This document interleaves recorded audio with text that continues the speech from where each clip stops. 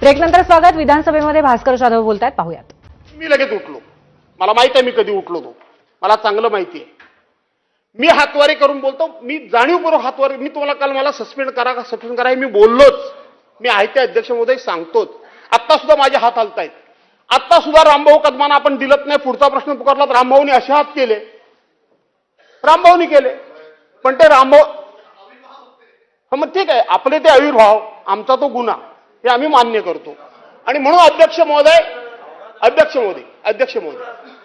महोदय आज आमची काही मंडळी राज्यपाल महोदयांना भेटायला गेले. मला माहित आहे या सभागृहामध्ये आज हा विषय निघणार.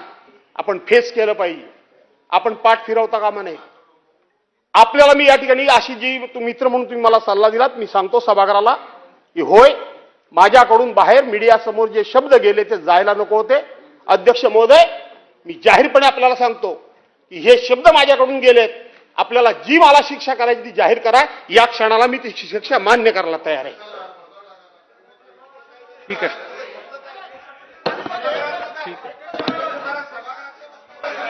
ठीक आहे, ठीक आहे. बसून घ्या. असं काय करत?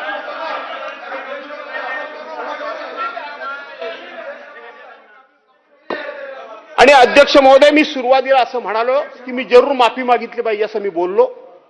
सुरुवातीला मी बोललो, नाही अशातला भाग नाही. त्यामुळं माझं चूकच झाले, मी कबूल करतो. माफी मागितली किंवा दिलगिरी व्यक्त केली, माफी सुद्धा मागतो. याच्या उपर आपल्याला जी काही शिक्षा द्यायची आहे ती आपण द्या. मी घ्यायला तयार आहे. ठीक आहे, चला, बस झालं आता. सन्मान्य सदस्य, ठीक आहे, सन्मान्य सदस्य भास्कर जाधव साहेबांनी आत्ताच बघा, एक लक्षात घ्या, हा अवमान काय माझा वैयक्तिक नाहीये. हा या सभागृहाचा अवमान होऊ शकेल तर होत असेल.